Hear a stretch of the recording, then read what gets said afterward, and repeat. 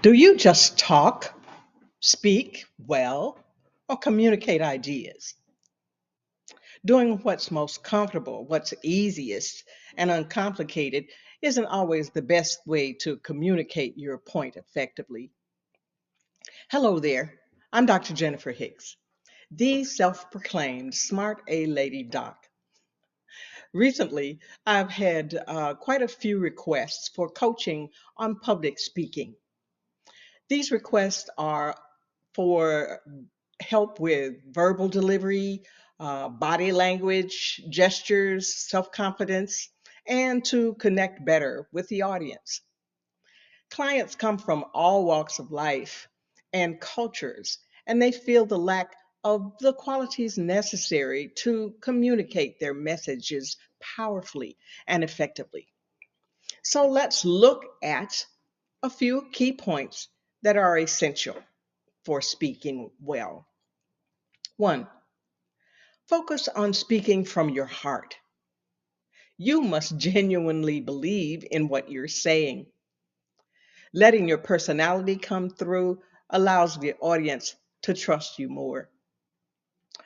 As infants, we attempt to start communicating verbally at about 4 to 6 months of age. We babble, making repetitive sounds. Over time, these sounds become more complex, forming syllables and finally actual words by the end of the first year of life. I love those viral videos where you see babies talking, conversing with parents or delighted caregivers. Putting together meaning and concepts occurs at different levels for each of us. Albert Einstein was a late talker.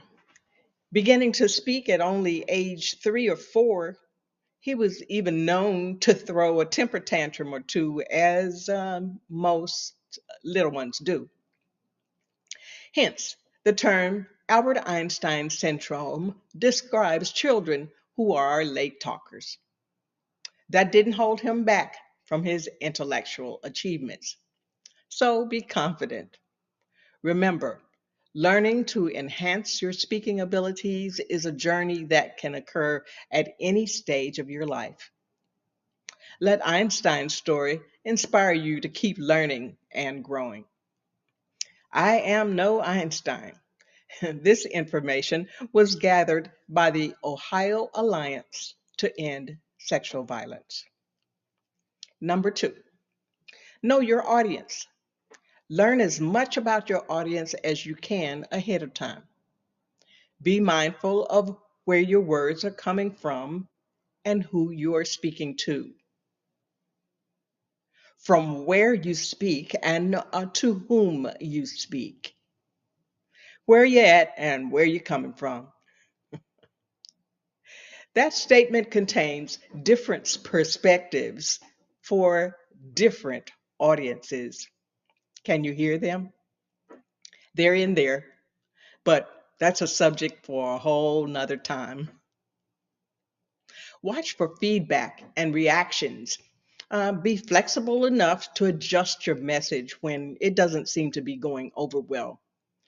Use your voice and your hands effectively, but omit nervous gestures. No rubbing your palms. My sister often reminds me to be mindful of whom I'm talking to. She says, I tend sometimes to talk over people's heads. I don't know why she says that. As a physician, I often think I'm plainly explaining medical ease to my patients, only to walk out of the room and hear them tell the nurse, I didn't know what that lady was talking about. Three, be prepared. This is a crucial aspect of effective public speaking. Being thoroughly prepared about your subject, whether from a business or scientific or personal and social perspective, will give you the confidence to speak well, to speak effectively. Knowing your subject matter means understanding charts and graphs for scientists, compliance figures and the bottom line numbers for a business person. A professor or a teacher may be required to study multiple subjects. At the time, the motivational speaker or faith leader must be comfortable with the values and experiences of their heart and spirit. Knowing the subject matters. Be sure to organize your material into purpose, central idea, and main points. Number 3, grab the audience's attention from the first 30 seconds. Use humor, tell stories, or use visual aids. And remember, always using effective language. Number 4, don't read unless you have to. Work from an outline, like I'm doing today. 5, close with a strong summary statement.